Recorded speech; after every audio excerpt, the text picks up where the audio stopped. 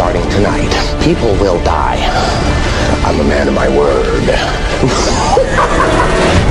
Some of the other actors that signed up, I know one of the cool things about it is we're expanding the pantheon of villains. So That's we've right. got, Yeah. Is it true that Stana Katic is actually Catwoman in this? That's right.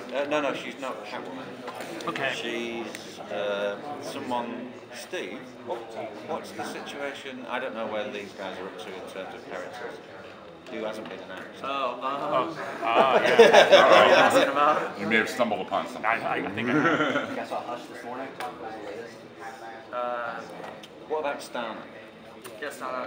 Because she was a Comic Con, yeah, she was. Cool. Stana's Talia. Talia. Oh, cool.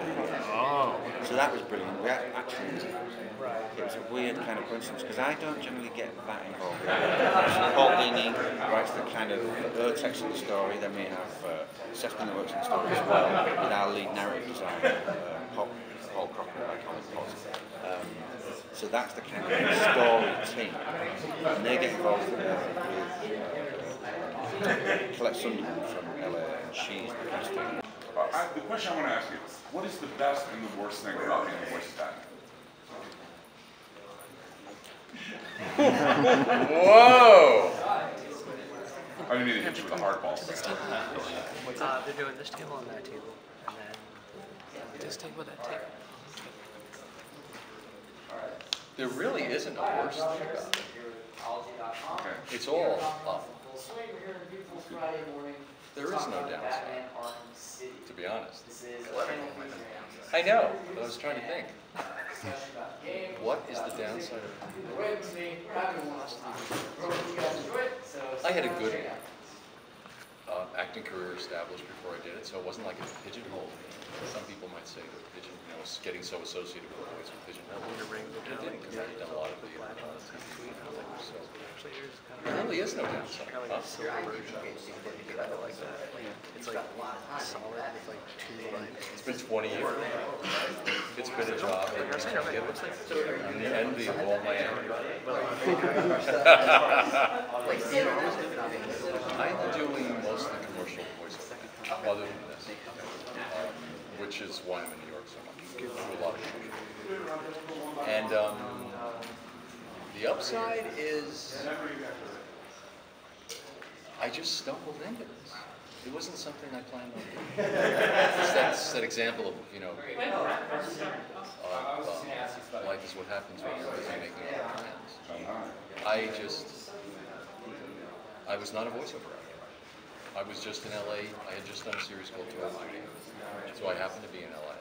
My agent said they're looking for voices for this new thing they're doing in Hong Kong. Give it a shot. Oh, it's new. So it's just a strange mixture of my just sort of a hand in glove kind of thing. It's just coincidental that I happened to come up with a sound. And then we worked really well together over time. And the other, really, the unexpected upside is how iconic Batman is culturally. So that when I'm in different situations, Since you got another second bite at the apple. I think on the last game, like on a general, one of the general points was the last game. We knew, in order to be successful, we needed to create a really sort of authentic Batman experience for the player. And in order to do that, it meant we had to rule out certain things. Relatively small team. We knew what our strengths were, and we knew there was no point in creating something that was substandard in some areas. So I think in City, we've kind of thrown those rules away in some ways. Before, we had tight enclosed spaces, corridors, smallish rooms, and now obviously we've got the city. So we the rules we set ourselves last time, we just said, right, forget about that. The thing we need to do is a city. Does that answer your question? Yeah, definitely. very much lighter, much more of a playboy, much more irony, a lot more irony and sarcasm. And they liked that distinction initially, but as they went with a darker palette for the animation over time, they asked me to to bring the Bruce Wayne voice closer to the Batman voice, so the distinction was much less, and it made more sense. So it didn't sound like two different people, but it was still a slight distinction, but not so jarring that it, you know. Do you ever feel like you have to compare yourself, or you're being compared to other actors who play Batman and Christian, because other people who play like George Clooney What I love about what Warner Brothers did with the Batman franchise is always having different people. I think it was really smart to have different actors doing it rather than locking in one person. You get all these different perspectives on it. I thought Christian Bale was extraordinary. He nailed it. But going all the way back to Michael Keaton, I thought Michael Keaton was fantastic. I think all the actors, George Clooney, they've all brought something else to it, you know. And no, I never get compared to those guys because I'm not an on-camera guy. I'm just the voice. You feel like you have to distinguish your voice from them? Is that like? Well, luckily I think I came first, so I kind of established it first. So. Wow. So you started 20 years now? I'm trying to think. Maybe Adam West was. Oh, he was. Oh, yeah, certainly. And he came on as the Gray Ghost in Batman, the animated series. And he was, see, that attitude, I had that attitude when he came on. I thought, because he was the only one who was really associated with the character. And then I came on. And I thought, how's he going to deal with this? And he couldn't have been nicer. He was just very cool about it. And very happy to have someone get the job, you know. He's a really nice guy.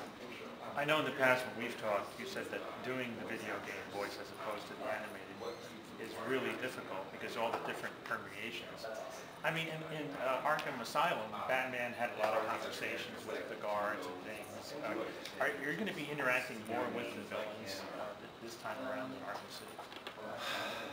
Yes, but still the recording process is much harder and very different than doing the episodes or doing the movies. I mean, the recording process of doing games is really difficult because it's just you in a booth for 4-hour sessions doing every possible variation on lines, and then could you do it with a little bit more irony, and then could you do it with a little bit more smile, and then you do it, and then over and over each line, over and over and over, hour after hour after hour, depending on how they want the game played or how the person's going to play the game.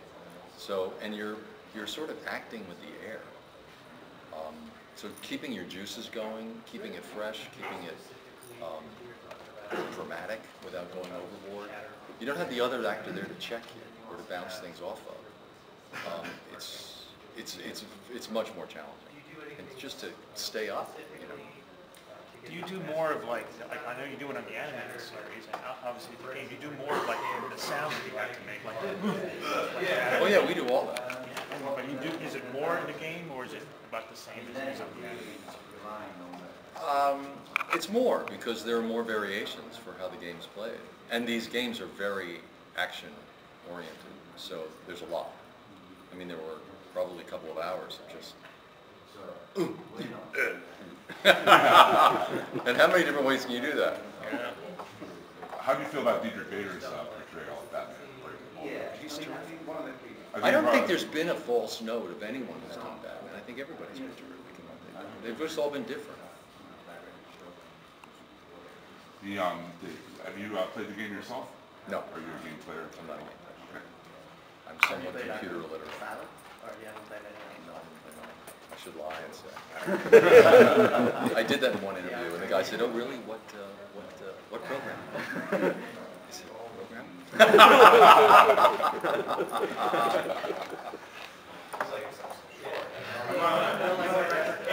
It looks like, kind of changing the subject a little bit, but it looks like coming up to Doom with the Justice League, getting all the great voices back together. Isn't that great?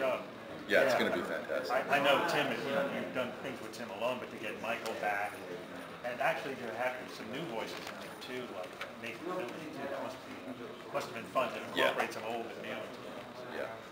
Now, when you record the animated stuff, you do that en masse as a group? Well, that's what's so different, and that's the nice thing about working for Warner Brothers. They insist on having everybody together. Disney likes everything different. Like it likes everything separate, because then they get very clean takes. So they get in post-production, they can be completely in control. Everything's immaculate because each voice is separate.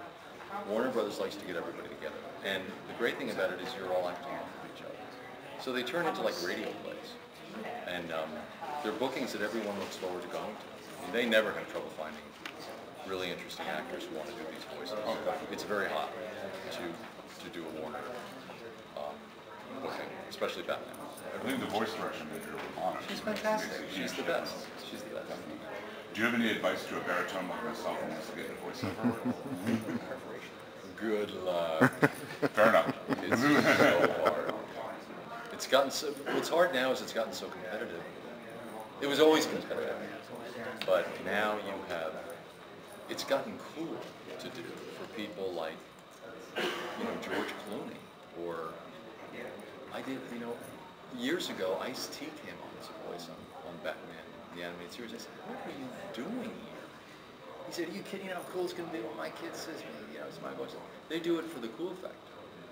And so the actors who used to do it for the money factor have largely been pushed out. It's become a star-driven industry, voiceovers.